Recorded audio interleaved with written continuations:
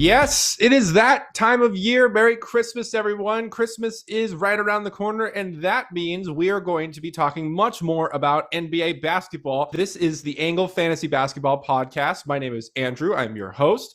We are here today to discuss 6 players that we have organized into a nice list and a naughty list. So before we go into more details on that, wanted to introduce our other Angle analyst, Braxton, who's going to be joining me today. How are you doing today, dude? Good, man. I am glad the NBA Cup is over, so we finally get some basketball in some kind of volume. I was struggling with the 1 or 2 games per day and then, multiple days without games. But excited and excited for the holidays as well. That's right. We got, what is it, 5 games on Christmas Day, but all pretty high profile matchups. All will be nationally televised. So looking forward to that one. We'll discuss more of the Christmas Day schedule at the end of this podcast. But what we're going to go into is kind of just the ground rules for the players that we're going to be discussing today. So the players are all really more like mid-level players. So if these are people you're going to look to acquire, it's not going to cost you an arm and a leg to do so. These people are either potentially even in a buy low situation or someone who's maybe on the borderline of, usually in rosters in 12-team leagues, or you could potentially find them on the wire. Maybe not some of these, some of the ones on the nice list, but again, they're not going to cost too much for you to acquire. So we're not really saying, hey, these guys are must acquire, but what we are saying is that those who are on the nice list are ones that we think are great to have on your roster as the rest of the season goes on. We think they'll either sustain the performance they've been having recently or get even better. So if you are able to land one of these guys, then that's great.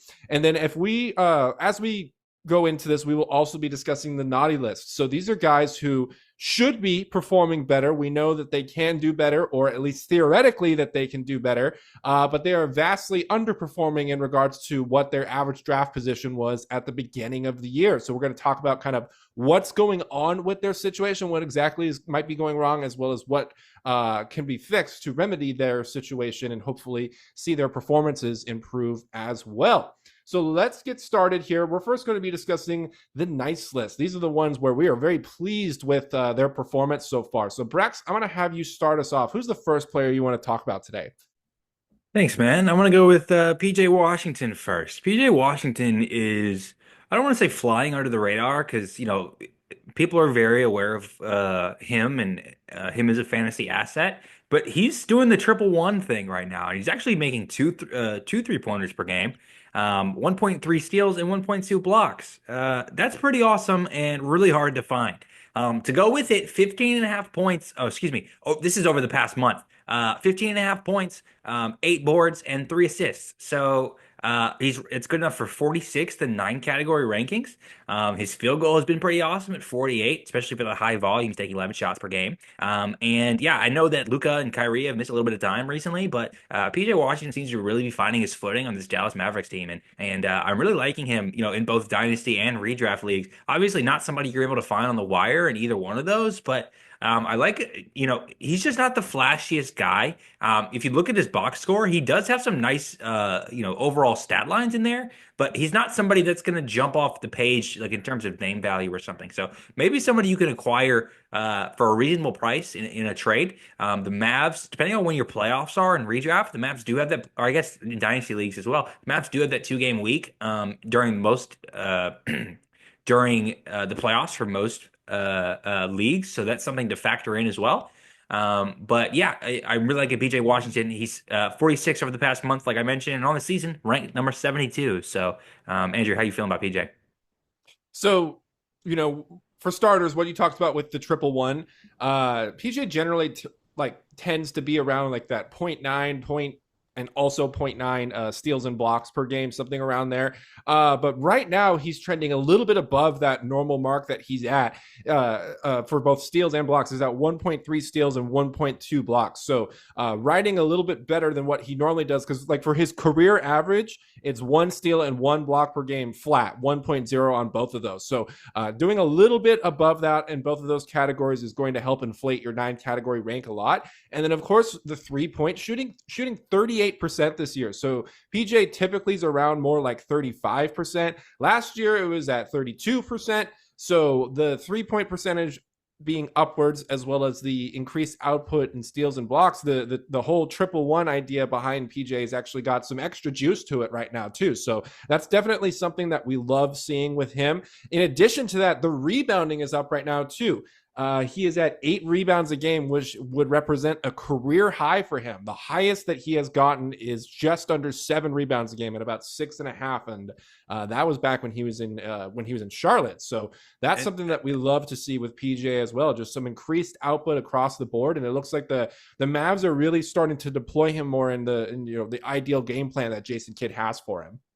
And that's the rebounding, especially, is really interesting to me when you consider who he's playing next to in Lively and Daniel Gafford. PJ is not playing any center minutes, right? They're going straight 1-1 for Lively and Gafford at center. And Dwight Powell does occasionally play some spot minutes, but and also Luka is somebody who gobbles up a lot of rebounds. So the eight boards per game is something that's really interesting to me. And yeah, and also I'll just add. He does have some assist upside, only 2.3 on the year. Over the past month, it's at 3. But if you look at the box scores, he'll have some games where he gets 5 or 6 assists. That's not something that's ridiculous for him, right? Depending on if who's injured or just if Luka or Kyrie's having an off night or something like that. PJ does have the ability to kind of put the ball on the floor a little bit and create. He's not strictly a catch and shoot guy, as illustrated by his performance this year. All right. So now we are going to move on to our next member of the nice list. This man is now playing, or has been playing, because this is who drafted him, for the Toronto Raptors. Let's talk about Gradey Dick. So Gradey, at least the last week, he's actually been in the top 100. Overall in the season, he's been about top 130. There has been some time that he's missed due to injury. But if you are a team that is punting your field goal percentage, he is a top 100 player right now. So the most notable improvement for Gradey, we actually talked about him prior to the season. He was one of the people we focused on during our August rank update, the podcast video we did for that. And so expecting some improvement from him, obviously, because the Raptors are still in rebuild mode and they're going to play him as much as they can since he was a high draft pick for them. But just the overall level of improvement, especially in his scoring, is much more significant than we expected. Like, going from, let's say, 8 points per game to about like 13 or so points per game is probably more realistic to what we were expecting for Gradey, especially going into the preseason. But he upped his points per game by 10, going from 8 points per game to 18 points per game. So this is someone who is a solid points and threes staple towards the latter rounds in 12-team 9 category fantasy basketball. And then, of course, if he's on your dynasty roster, he's a big help in that area for you too, especially if you're in a deeper dynasty league. So playing 32 minutes a night has been very helpful to Gradey. And then what I expect to happen too is the Raptors are obviously still in rebuild mode. They're going to for sure put in a lot of effort to losing some games as the season goes on so they can get a better draft pick. And I think what we will see a lot of in regards to possibly real, but mostly fake injuries is a lot of Emmanuel Quickley, Scotty Barnes, and RJ Barrett and Jakob Poeltl not being on the floor, especially in the latter stage of the NBA season. I think Gradey Dick is someone that the Raptors will constantly play so long as he is healthy enough to play. So, when we're rolling from February onwards, I think Gradey is going to benefit fairly regularly from one of those main Raptors players being out of the lineup as they're trying to lose some games to, tank for their better draft picks. So this is somebody I really like as the season moves on. I think we'll see kind of what he's doing right now with lots of minutes and usage, because the Raptors seem to always have somebody out, and I think that's going to continue. How do you feel about Gradey, Brax? Yeah, what I find really interesting about Gradey Dick is that when Scotty or RJ misses, he's shown the ability to kind of do a little bit of everything. It doesn't really jump off the page, the stat line. 2.6 threes, 18.5 points, 3 boards, 2 assists, right? I mean, that's not necessarily the most well-rounded guy. But early in the season when Scotty was missing time, Grady can do a little bit. He can pass the ball a little bit. He can rack up some steals, right? So there's some additional upside there if what you say is going to happen, in terms of the injuries. If that happens, Grady's definitely somebody you're going to be happy you have on your team. And early in the season when it was kind of unclear if he was going to be a rosterable asset in redraft leagues, at least.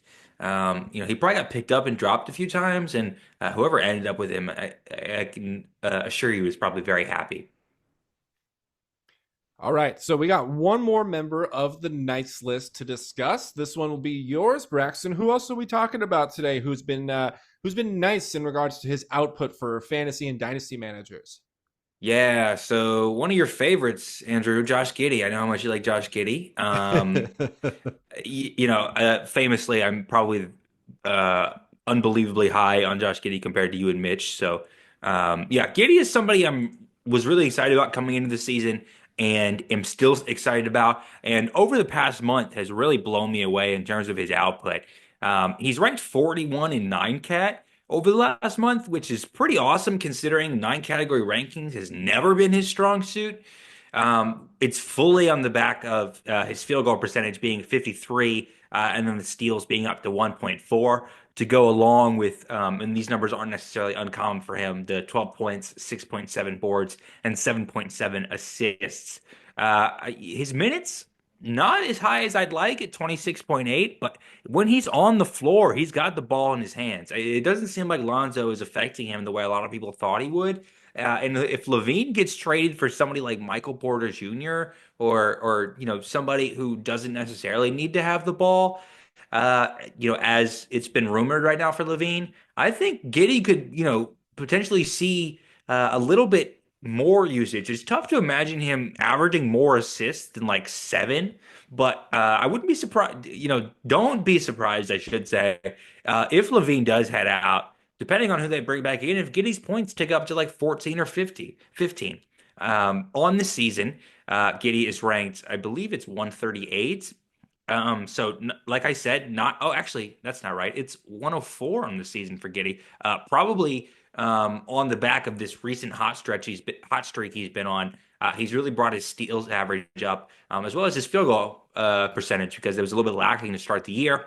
But yeah, Giddey is somebody who could do everything. He's making threes at an okay clip. I mean, he's not terrible. The field goal isn't terrible. The turnovers not nice, and the free throw is not ideal at 70. But you know what you're getting when you get Giddey, and I think he's doing exactly what a lot of people thought hoped that he would. And dynasty owners, I'd be very pleased. There's some talk about how big of a contract Giddey is going to get. Is he going to get that Emmanuel Quickly type contract, like 32 per year, 32 million per year? I don't know. I think that's a bit rich in my opinion. I think he's a little bit closer to like Denny Avdia in that like 15 to 20 range. I think Andrew, what's Denny making, like 14 million or Denny's something making like like that? 11 or 12. Okay, so less than that. To me, Giddey probably slots in at like that 20 million range. Maybe that's just wishful thinking on my part as a salary league owner, but I don't know if he's necessarily. Anyways, my point with the money is, if they give him that long-term contract like Chicago should, then he'll show to be an integral part of their core and have a locked-in role there. Andrew, again, like I said, I know you're not the biggest Giddey guy, but surely you got to admit his past month has been pretty awesome. It has. It definitely has. I have to admit that there's been some improvement because Giddey's always produced for us in his counting stats, rebounds, assists, some points as well there too. But what we needed to clean up was either one of defense or efficiency in general for it to matter more to us in 9 cat. Obviously, in points leagues, he's always a lot better because those efficiency in general usually kind of gets taken away. The 3-pointers is up a little bit. So up like he's usually around like 32, 33%. And at least over the last 2 weeks, he's at 35%, but it's the 2-point field goal percentage. So the scoring around the rim, especially the last 2 weeks, he's been close to 70% on his 2-pointers. So he's really starting to find his rhythm more inside the arc, which is kind of where he's better at scoring anyways. Giddey's never been known to us to, rain down threes. It's kind of not really been his strong shooting in general. So when the 2-pointers are falling, because he is a big dude, he's able to get into the paint. That's helping us a ton with increasing his field goal percentage, which is of course going to inflate his value as well too. So even then, The rebounds and assists per game are also a bit higher lately as well too. So he's on a good stretch, and I think he was pretty much just tossed into this Bulls lineup without much chemistry. He did, play for Australia over the summer, so it's not like he was going through mini camps with the Bulls or going through off-season workouts with Bulls players trying to build up some chemistry. So he kind of just had to hit the ground running. And I think what we've seen over these first few months of the season is him adjusting to his new squad, and now he's really starting to find his feet. So if you did get him early on, it's possible in a 9-cat league that he got dropped if it's in like a 12-team league, or definitely maybe in like a 10 or an 18 league he might have gotten dropped. So if he did and you managed to scoop him up, definitely keep a hold of him, because I think he's going to improve as the rest of the year goes on, now that he's kind of getting used to his new situation. And there's room for the minutes to go up. Only at 28 minutes per night, there's wiggle room for maybe 5 more minutes in there, especially if the Bulls, have their first youth movement in years. It must seem like at this point now, if guys like Manas Buzelis get more playing time and Giddey's playing time gets bumped up from 28 to 32, then we're going to see more output from him in his volume counting stats, and hopefully he's able to maintain the efficiency when that happens for him too. So yeah, Giddey's a good one as the season moves on, because it seems like he's really starting to get used to the new situation. I'd just like to add one more thing on Giddey. As a dynasty owner, this has got to be best case scenario after the way that he ended his OKC tenure. So, as a dynasty owner, this is definitely a win for you, and I'd be very excited about what Giddey's been doing. So to wrap up the nice list, Braxton, I want you to just give me a couple names, couple honorable mentions to some deep league guys. So these are guys only leagues like, let's say, like 18 teams or bigger might care about, guys who are owned in less than 30% of leagues. Is there a couple shout outs you got? Yeah, so one is going to be Drew Smith in Miami. He's so it's really interesting to me. It seems like Spo is going to be playing him like 30 minutes a night moving forward. Um, he's kind of come out of nowhere. He's kind of been on Miami for the last couple seasons towards ACL. They really liked him, had a couple two ways. But over the past month, he's ranked 124 in 9-cat, which isn't exceptional. But he's making almost 2 3-pointers per game. He's averaging 2 steals per game, which is pretty awesome to me. And his field goal percentage is at 53%. So definitely somebody to keep an eye on, especially with this high minute count. And also with Miami being relatively healthy. That's the particularly interesting part to me here, is that Drew Smith has carved a role out for himself in this Miami team, probably at the expense of Nikola Jovic, but we'll take it where we can get it. Another one is going to be Justin Champagnie. That's the one in Washington, not the one in San Antonio. The cat is kind of out of the bag on Champagnie. It seems like he is eating into a lot of Jonas Valanciunas minutes. I know Kuzma is out, but over the past month, Champagnie has been ranked 52 or 52nd in 9 category. He did this a little bit to end the year last year and was kind of like, I don't want to say league winning, but definitely played a big part on some playoff teams last year, depending on how late your league went. He's this year, over the past month, I should say, he's shooting 55%. He's taking almost 11 shots per game, so that's pretty awesome. 1.5 threes, and another one, he's averaging 1.8 steals per game over the past month. 15 points, 8.5 boards. I mean, these numbers are not nothing, right? I mean, we know how bad Washington is. There is definitely incentive for Washington to continue to play him with how well he's been playing. At very least until Kuzma comes back. He's got like this mysterious rib injury. But Champagnie maybe still available in your Dynasty League. I'd grab Champagnie ASAP, probably regardless of league depth, just because of the situation. Drew Smith, maybe hold off unless you're in a deeper Dynasty League, but definitely somebody to keep your eye on. And he's a nice steal stream, in my opinion, in a redraft. So those two guys definitely are on my radar. Yeah, I remember both of them going on and off of rosters in the deeper dynasty leagues that we are in. So I'm glad to see that both of them are relevant. Again, I know Drew Smith had a really just, shitty luck situation with that whole, weakness in the court causing him to tear his ACL. So basically an equipment malfunction there for him. That's something you don't like to see. So glad to see that he's getting minutes. And then both of those Champagnie boys are definitely good for 9 categories. Both, and Justin in particular, someone who can rack up rebounds.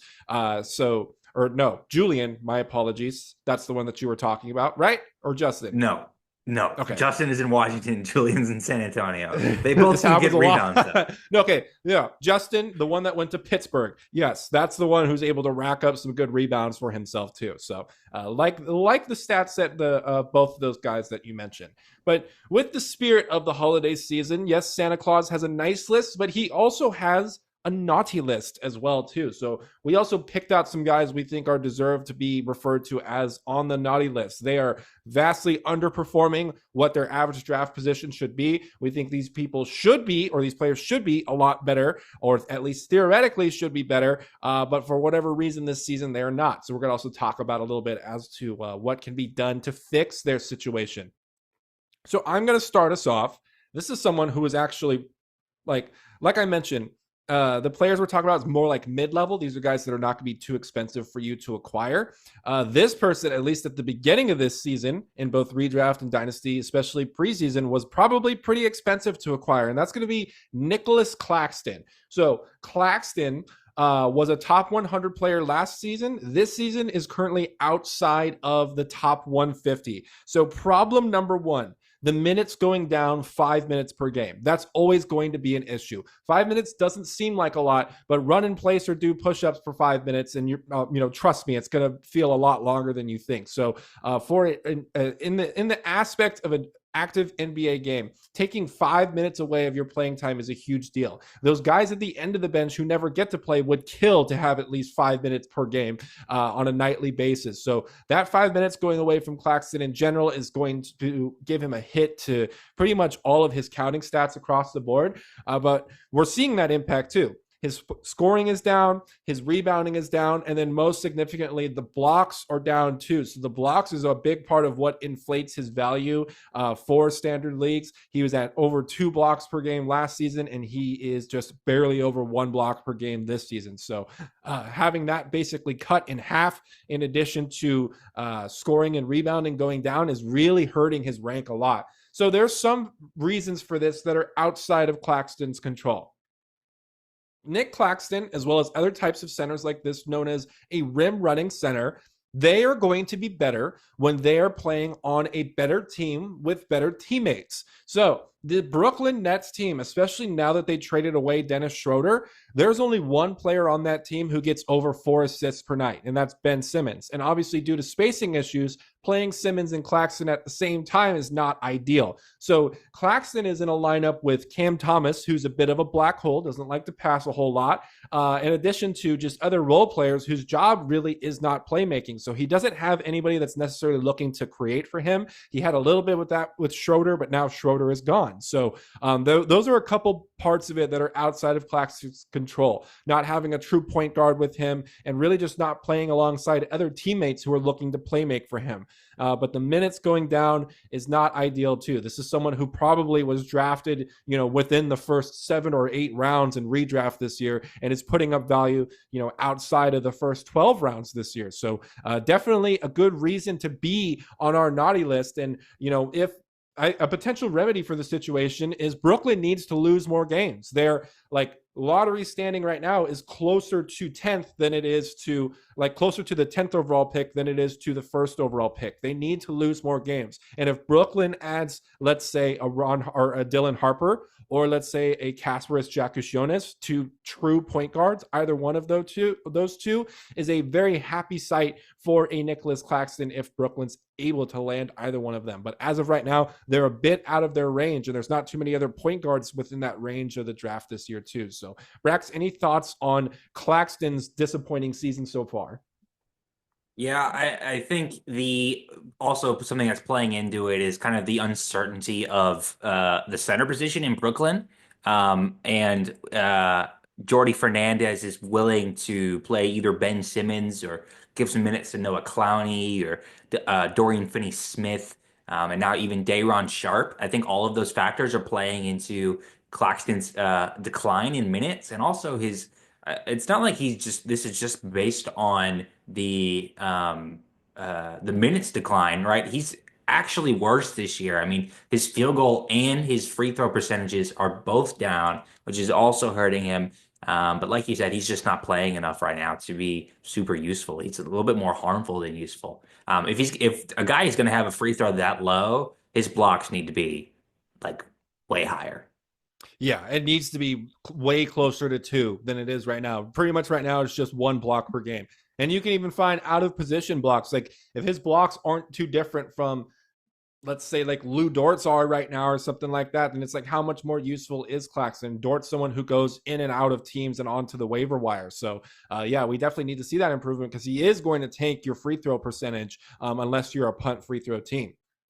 So let's move on to the next member of our naughty list. He plays for a team that, in my opinion, should have multiple players on this naughty list, but we're going to highlight one of them right now. Who's that going to be, Braxton? Yeah, speaking of free throw, let's talk about Jonathan Kuminga and how terrible he's been this year in general. And I don't think enough people are talking about how, and I cannot emphasize this enough, how unbelievably awful Jon Kuminga has been in for fantasy teams. It's ridiculous. I mean, he does literally nothing but score, okay? But here's the kicker. His free throw is under 60%, and he's at a high volume at 4.2 per game. I mean, this is crazy. Over the past month, it's down to 56%. Oh, excuse me, that's what I just said. 56. Oh no, 59 on the season, and then over the past month, 56%. So it's even worse over the past month. And like for some reason, there's like this kind of sentiment that he's like improving right now and like he's turning into more of an asset. He's trending up on Yahoo as we're recording this. That's crazy to me. He's 80% owned, okay? And he does literally, again, nothing but score, but not even like it's not like Aaron Gordon where like it's this high volume, high field goal percentage scoring, right? His field goal percentage over the past month is 42%, and on the season it's 44. I mean, what does he do? Andrew, seriously, help me. Like, what does he do to like? Why do so many people own him? He only makes 1.2 threes per game. Is it just because like he's on the Warriors and he scores? I mean, this is like what we thought Cam Thomas was, but like 100 times worse. I mean, at least Cam Thomas wouldn't nuke your free throw percentage. Yeah, I mean, especially too, Kaminga was a popular target around that like round 9 to 11 ish range. And one thing that I do remember for sure was, when you're going through the draft process, especially for redraft on Yahoo, Yahoo generally does predictions of what it thinks each player is going to do. And I specifically remember Yahoo predicting Kaminga having a field goal percentage like kind of comfortably above 50%. And that's what's killing us the most here. Shooting below 45%, shooting under 50% from the 2-point range. So Kuminga's never been good at threes. We've never really counted on him for that.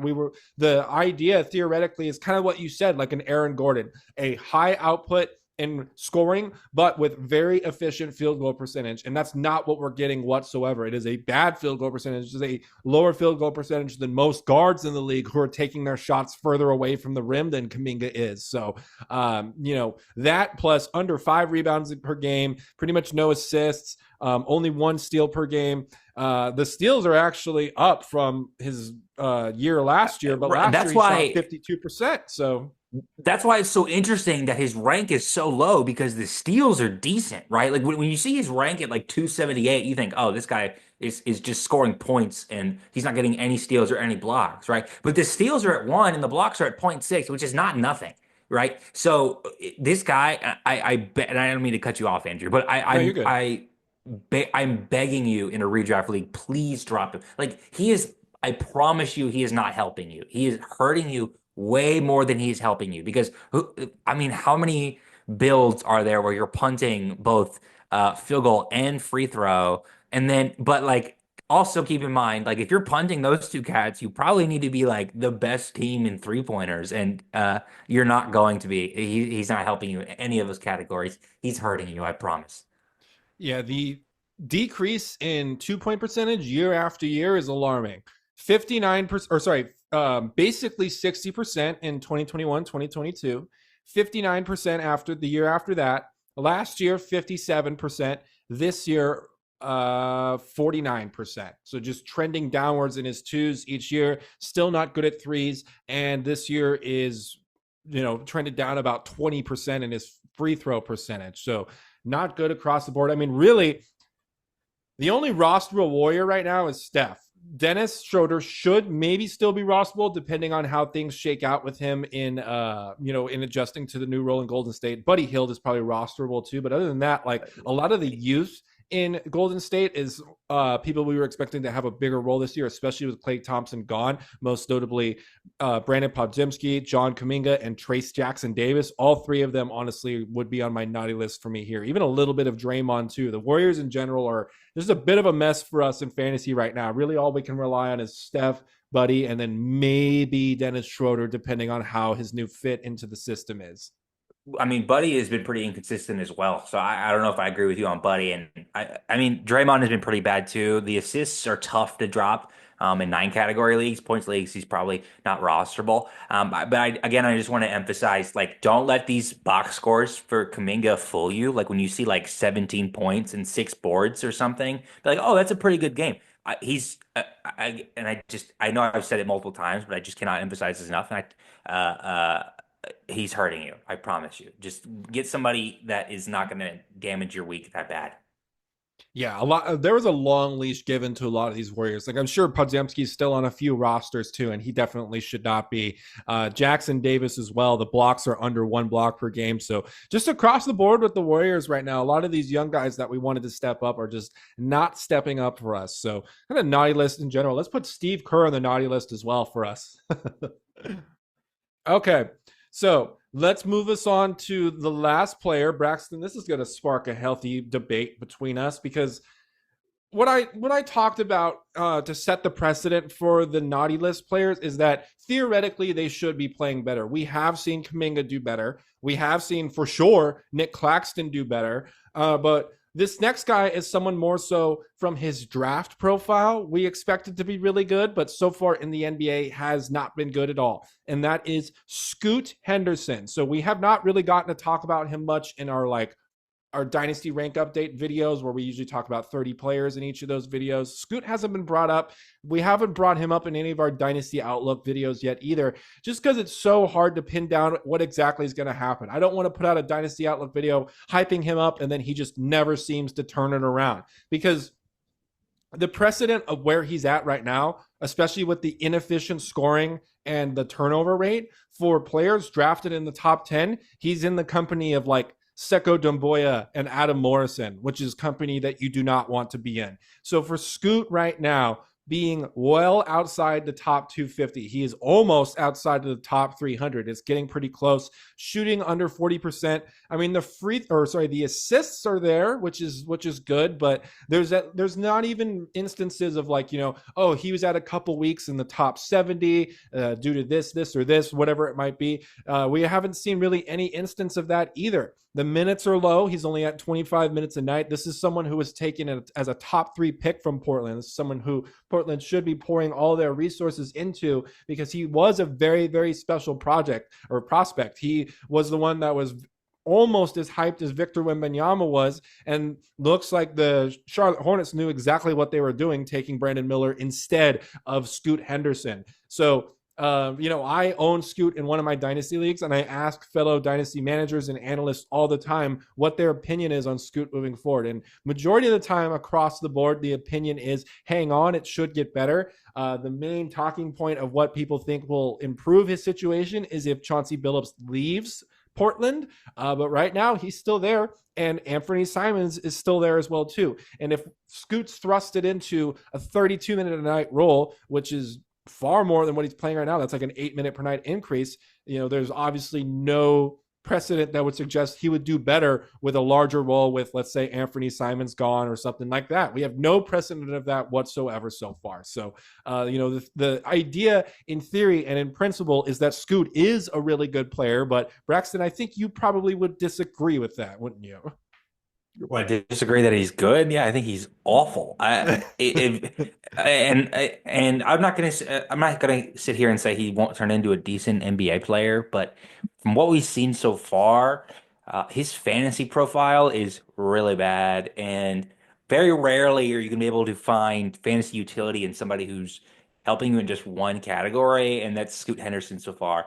And not just he's only helping you in only assists, but he's actively hurting you in field goal percentage and the turnovers. Again, I cannot believe the turnovers are so bad. What is this guy doing? I mean, he's only averaging 5 assists per game, and his turnovers are what, 2.8, I believe. It's so bad, and it's just not what you want. That's like Jalen Green levels of turnovers.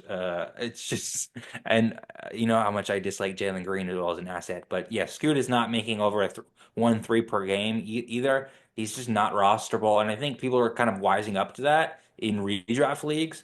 I think the dynasty, his perception in dynasty leagues, maybe it's not there yet. But at what point are we just going to call Scoot a bust? I mean, if again, I feel like if this was any other player, he would already be written off as a bust. But for some reason, there's just like this, oh, it'll get better, which it may, right? But I'm just pointing out like the not hypocrisy, but just maybe inconsistent uh sentiment in terms of his viability or potential. Because, and I've said this before, like when we talk about Brandon Miller versus Scoot, like if Brandon Miller was doing this, it'd be like, oh, LOL Hornets, like they suck. Brandon Miller's terrible. But like because it's Scoot and like because so many people thought he was the right pick, I'm wondering if it's just like people didn't want to admit they were wrong. And again, I'm not saying that the book has been closed on Scoot because obviously it's not. We're one and a quarter seasons into his career, right? But just I think it's a bit interesting how reluctant people are to say that he's terrible in fantasy. Yeah, it's like that same reluctance that people would have to call a first overall pick who doesn't work out a bust. Like we weren't playing fantasy during this time, but I wonder if there was people who like tried to believe a lot in, let's say, like an Anthony Bennett. I know he was a big surprise when he was taken first overall, but there's plenty of other like just top five picks in general that people probably had a lot of belief in and gave a long leash to. But the whole idea around Scoot was that he likely would have gone first overall in any other draft class that didn't have Victor Wembanyama. So he was pegged as an extremely special prospect, and the only person who was able to outshine him was Victor. But for whatever reason, Charlotte was able to see past that and thought, no, we want to take the 6'8" guy who handles the ball better than Scoot does, honestly, Wow. and is able to score better than him too. So they made the right pick there, and you're correct. The book is not closed on Scoot's career yet. He's still under 21 years old. It's been a season and a quarter, and last season he missed around a good amount of time too. So he's probably at less than let's see, he's played 20 games this season. So he's at exactly 82 games played in his career, which is a full NBA season. So yeah, there can still be a little bit of slack cut to him, especially in dynasty leagues. But for redraft, 12 teams and deeper, he's probably not rostered in your league unless you desperately need the assists that he provides. So that takes care of our two lists of players: three players from the nice list and three players from the naughty list. So Braxton, we got some good NBA games coming up for Christmas Day. Of course, all the old heads and all of the media moguls that talk shit on how the game is played today, they're going to get what they want with the LeBron James versus Steph Curry matchup. It's going to be a bit of an old school vibe to it, but we at least, for the common people, they've got their LeBron and Steph matchup. Some other exciting ones: Victor Wembanyama is going to be playing against the Knicks. That one's probably going to be a domination by the Knicks, in my opinion. Timberwolves Mavericks should be a solid game. We can talk a little bit more about that one. Oh, and also, too, of course, Joel Embiid's going to be visited by his good old friends Al Horford and the Boston Celtics. And then we have the Nuggets versus the Suns. So, Braxton, which of these games are you looking most forward to on Christmas Day? I'm not like a LeBron fan by any means, but I have so much stock in him in dynasty leagues that I love watching LeBron play. I mean, the way that he racks up stats, and again, this is just from a fantasy perspective, but the way that he racks up stats is just so exciting to me. I will say I think the Nuggets Suns game should be pretty fun. Devin Booker out the next 2 games. Is Christmas? Unclear if he's going to play in that game, so maybe not that one if Devin Booker isn't available. I mean, these are all nice matchups. Don't want to watch the 76ers, I'll tell you that. Spurs versus Knicks, I think, might be a little bit closer than you think. The Spurs are pretty competitive this year. Chris Paul's been huge for them, and if Wemby decides he wants to, step into the paint for once, maybe they can hang with New York, even though New York's kind of been on a roll here. So. Yeah, it's got a promising day of NBA action. Hopefully, everybody gets the NBA merchandise they asked for from Santa. I'm sure there's going to be plenty of people in our dynasty leagues across the board who may be getting a new jersey, new hat, new sweatshirt with their favorite NBA team on it. So that's what makes Christmas so special to us basketball fans, is because basketball is a winter sport, and Christmas Day is always been basketball's day for the longest time. So that's going to be a very exciting time for us. That's going to wrap it up for us today. We've finished our naughty and nice list, but comment down below. Let us know who you feel is on your nice list and on your naughty list so far through the NBA season for you in fantasy basketball, whether it's in a 9-category league or a points league. Make sure to check us out on social media. You can find us on X and Bluesky at AngleFantasyBB. This podcast is also on Spotify and Apple Music. Check out our website, anglefantasybasketball.wordpress.com. You can find all of our content on there in addition to our dynasty ranks. Like this video, subscribe to the channel if you are new, and we'll see you guys next time.